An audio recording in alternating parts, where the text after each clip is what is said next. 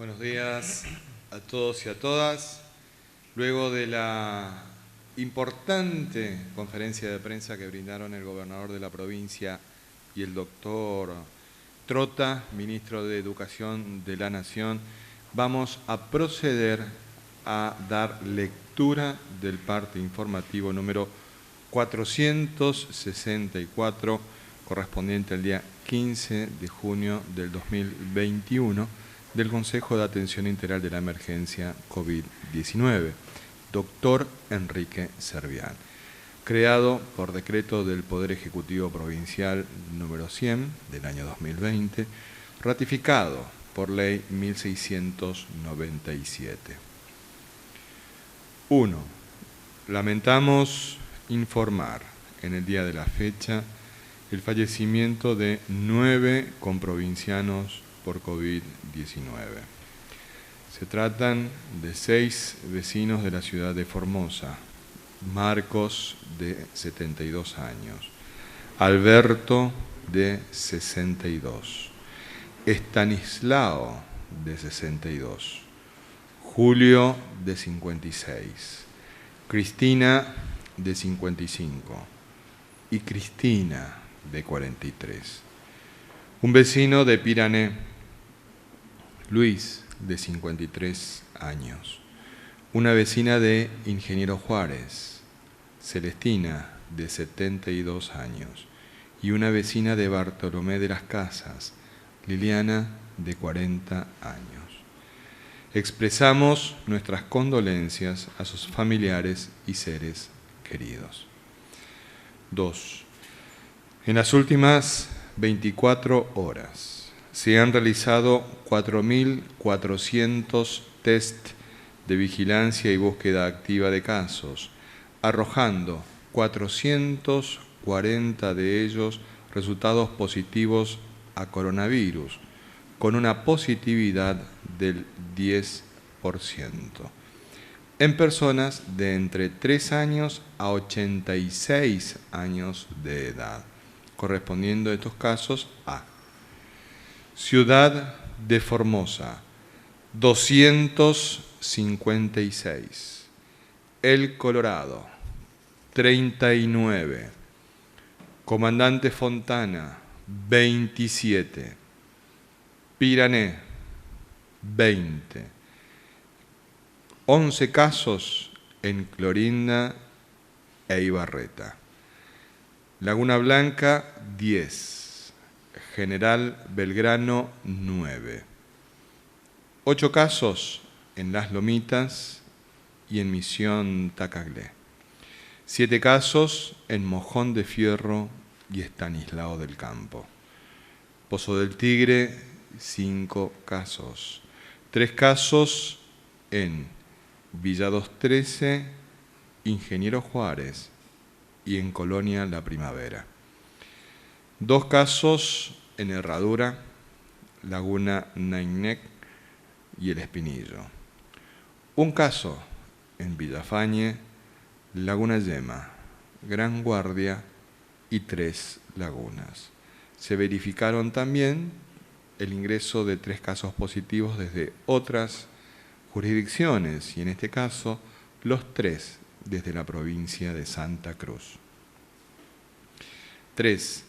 En el día de la fecha se dará de alta médica a 623 pacientes recuperados, que corresponden a las siguientes localidades: Formosa, Clorinda, El Colorado, Laguna Yema, Pirané, General Güemes, Ingeniero Juárez, Villafañe, General Belgrano, El Espinillo, Ibarreta, Laguna Blanca, Palo Santo, Siete Palmas, Estanislao del Campo, Las Lomitas, Comandante Fontana, Bartolomé de las Casas, Herradura, Los Chiriguanos, Mansilla, Pozo del Tigre y San Martín número 2.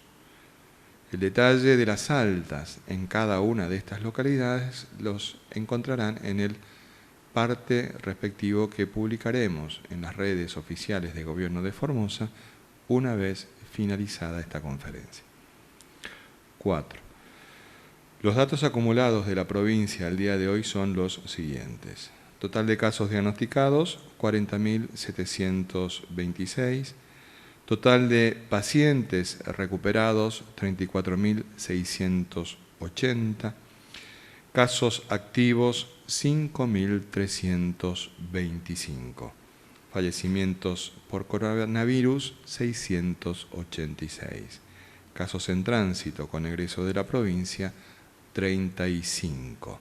Cantidad de test realizados a la fecha, 645.233, con una positividad del 6.31%. 5. Los números de las últimas 24 horas relativos a la tarea preventiva que lleva adelante la policía en toda la provincia son los siguientes. Ingresos de camiones de carga, 548. Ingresos a la provincia, 131 vehículos y 219 personas. Control en la vía pública, 46.688 personas y 4.293 vehículos. Infracciones, 2 vehículos y 355 personas por incumplimiento de medidas sanitarias. Ingresos irregulares judicializados, 3. Violación de cuarentena domiciliaria por contacto estrecho, 1. 6. Avanzando en la campaña de vacunación contra el COVID-19, informamos que ayer recibieron la vacuna las personas que integran las clases 1961 a 2003 residentes en las localidades de Ingeniero Juárez, Las Cañitas y Misión Pozo Yacaré, así como los residentes de la ciudad de Formosa que habían recibido la primera dosis de la vacuna Sinopharm hace 21 días o más y ayer recibieron la segunda dosis de dicha vacuna. En el día de hoy están recibiendo la segunda dosis de la vacuna Sinopharm todos los residentes de la ciudad de Clorinda que hayan recibido la primera dosis de esta vacuna hace 21 días o más. Recordamos que el día de mañana, miércoles 16 de junio, estarán recibiendo la vacuna contra el COVID-19 las clases 1966 a 1976 residentes en las localidades de Pirané, Corralito, Estero Grande, Loma Cenés, La Disciplina, El Palmar, Pilagá III, Colonia La Loma, Palo Santo, Potrero Norte, Coatí, Colonia El Progreso, Los Matacos, Gran Guardia y Loma El Quebranto. 7. Con provincianos. En los últimos días se ha verificado una disminución de los casos en la ciudad capital, mientras se mantiene constante la incidencia de COVID-19 en las localidades del interior de la provincia. Este es un momento clave en la lucha contra la pandemia, puesto que logramos frenar el aumento exponencial de los contagios verificados en el mes pasado y ahora necesitamos consolidar la disminución de los casos en toda la provincia mientras avanzamos sostenidamente con la campaña de vacunación. De esta manera lograremos dejar atrás los momentos más difíciles de la pandemia del COVID-19, resguardando la vida y la salud de las familias formoseñas. Quédate en casa, más unidos que nunca, más firmes que nunca. En Formosa no se rinde nadie. Este ha sido el parte informativo número 464 del Consejo de Atención Integral de la Emergencia COVID-19, doctor Enrique Servián. Es importante Asumir que en este momento los verdaderos protagonistas de la historia somos cada uno y cada una de los formoseños y formoseñas. Por ello es tan importante que estos datos alentadores que vamos brindando los mantengamos en el tiempo. Debemos perseverar en nuestra conducta de cuidado propio y también de quienes amamos, para de esa manera cuidar toda la comunidad. Mientras tanto, avanzamos con la campaña de vacunación tan firmemente en todo el territorio provincial. Y como somos una gran familia, nos importa y mucho el estado en el que se encuentran cada uno de nuestros comprovincianos que en este momento están cursando la enfermedad. Con esta información, nuestro médico infectólogo, el doctor Julián Vivolini. Doctor. Muchas gracias. Buenos días. Saludos a todos y a todas. Bueno, siempre es bueno saber que hay una disminución, por supuesto, en el número de casos, pero siempre recalcamos, y es importante saber que se necesitan bajar muchos más aún los casos que actualmente tenemos, ¿sí? Es fundamental para tratar de volver a la máxima normalidad posible, porque es difícil hablar de normalidad prepandemia. A estar a la misma circunstancia prepandemia es casi imposible, por decirlo así, porque siempre van a haber casos en el mundo o en la Argentina dando positivo, pero obviamente lo ideal es mantenerlo controlado. Pero tenemos que seguir haciendo hincapié en bajar ese número. Hoy día en terapia intensiva hay 135 personas que están utilizando el servicio de terapia intensiva, que ahora se concentró principalmente en 3 hospitales.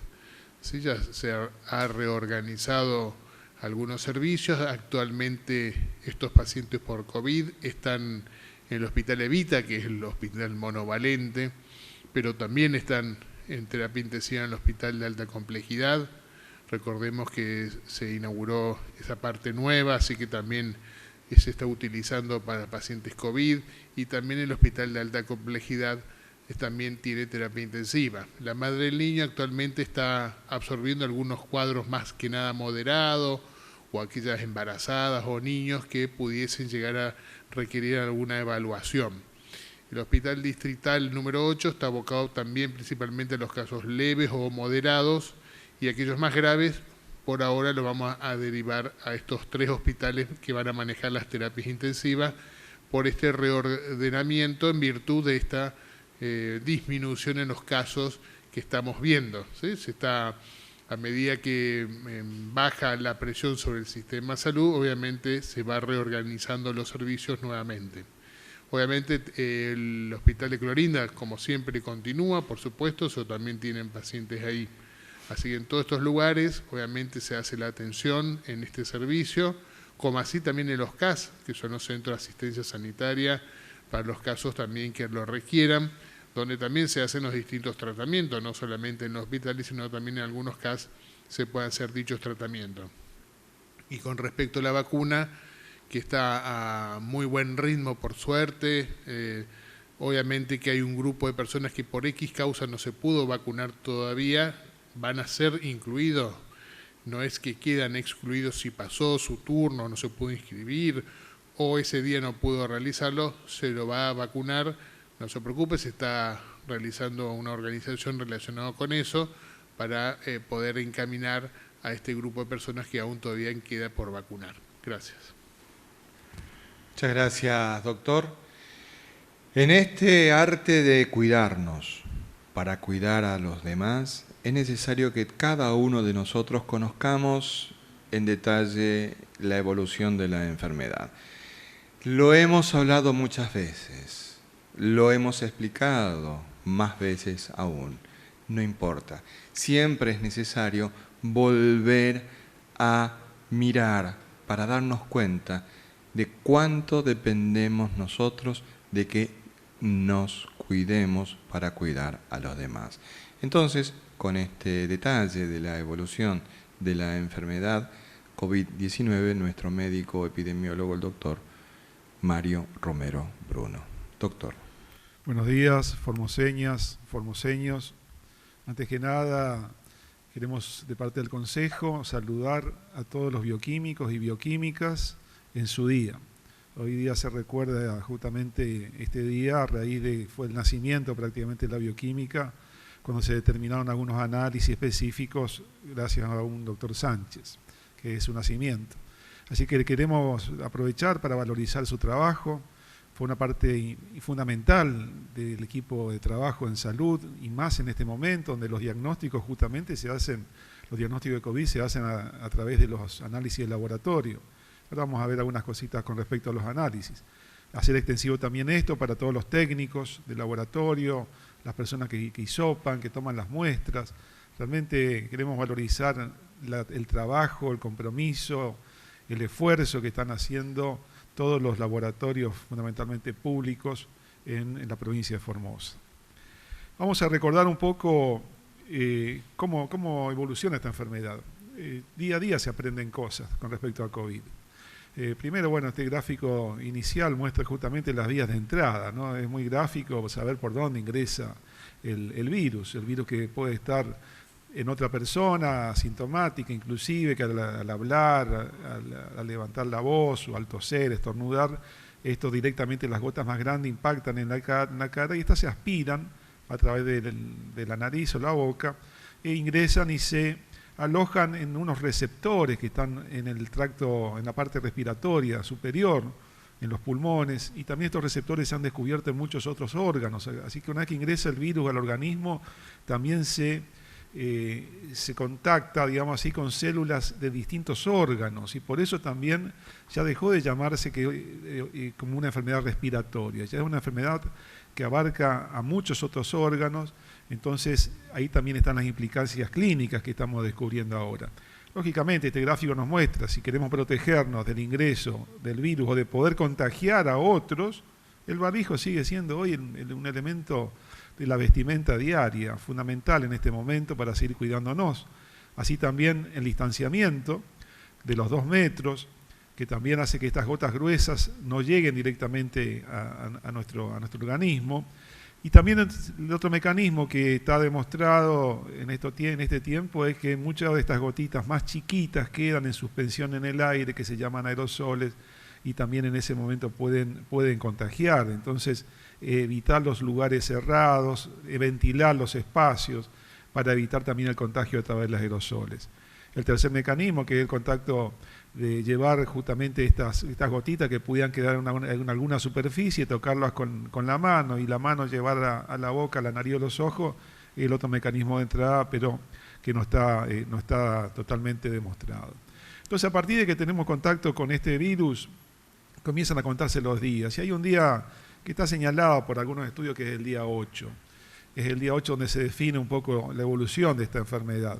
Al principio comienzan con síntomas leves, ustedes ya conocen la mayor parte de los síntomas que aparecen los primeros días, y la temperatura habitualmente es el día 4, 5, 6, ahí levantan un poco, la temperatura no es muy alta, la temperatura que aparece habitualmente entre el día 5 y 6. Lo previo generalmente es un poco más de tos, dolor de garganta, dolores musculares, y así el día 5 se hace presente la fiebre como un promedio.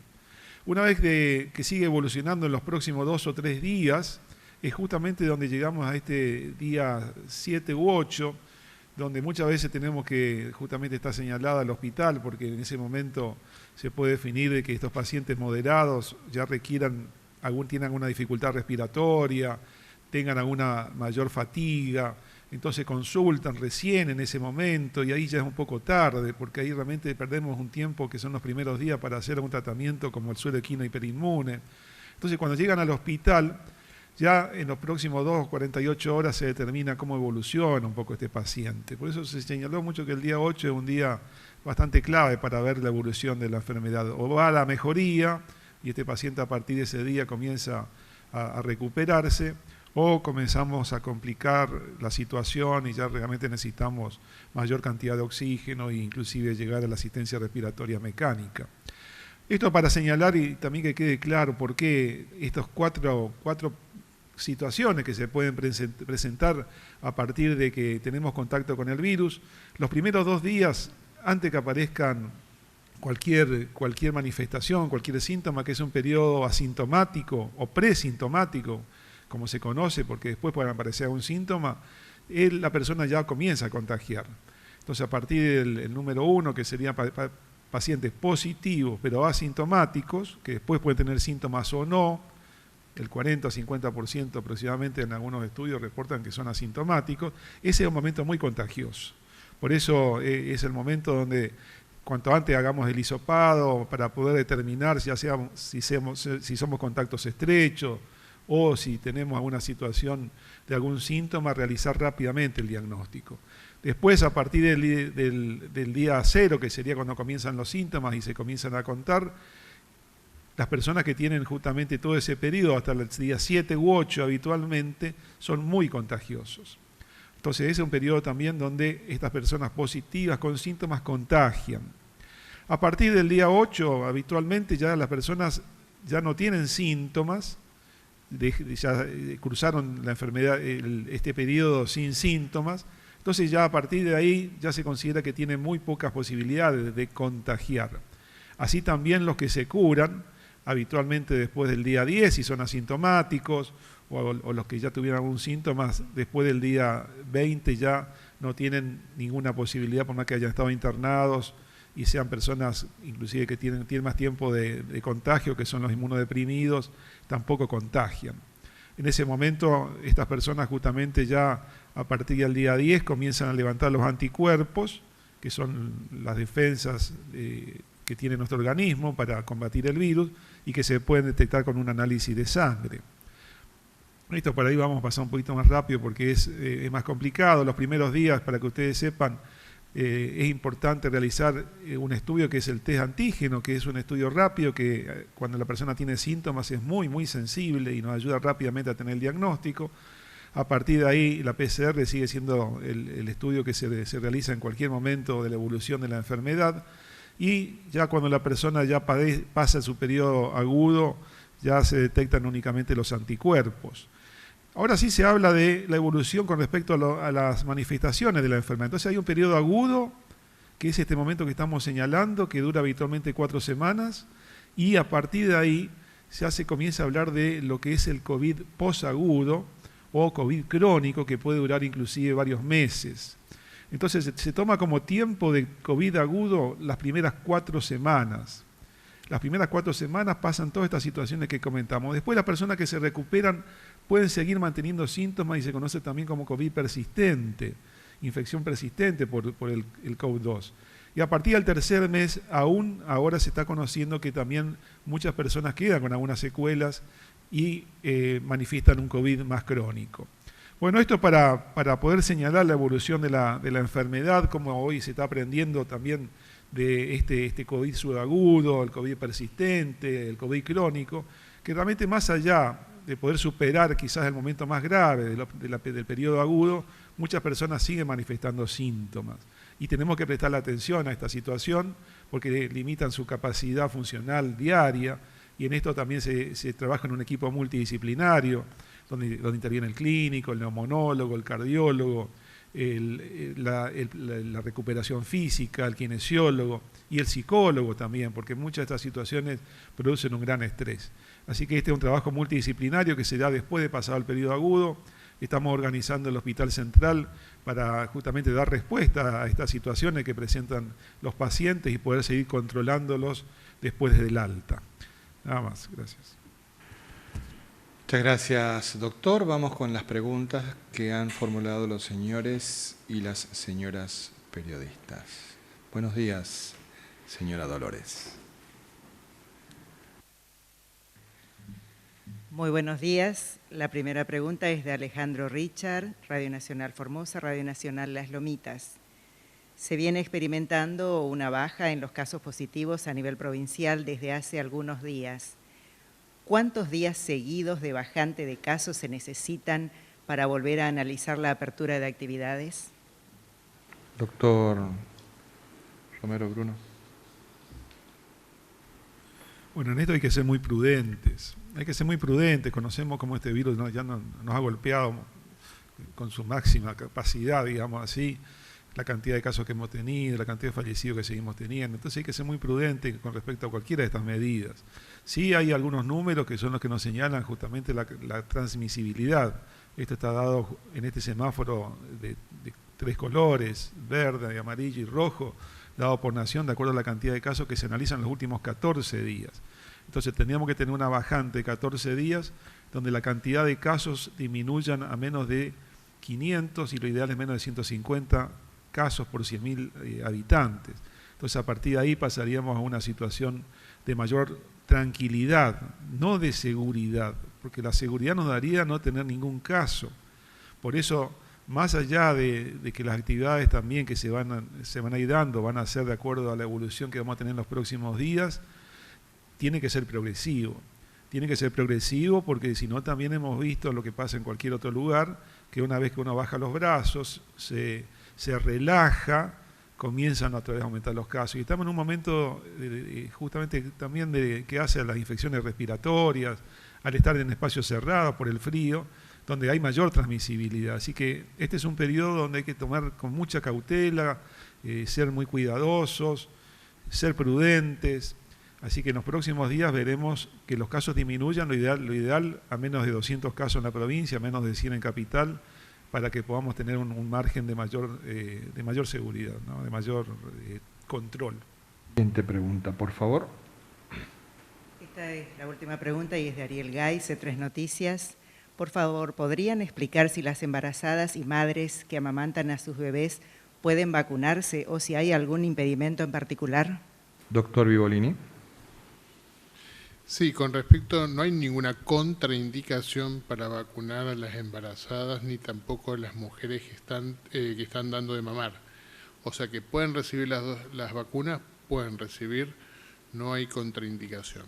Sí está para el Ministerio de Salud de Nación los lineamientos a través de la Comisión Nacional de Inmunizaciones, que es con la CONAIN, hacen referencia de que hay que priorizar a las embarazadas que tengan factores de riesgo, como ser, por ejemplo, obesidad, hipertensión, diabetes, y justo están cursando un embarazo, hay que vacunarlas.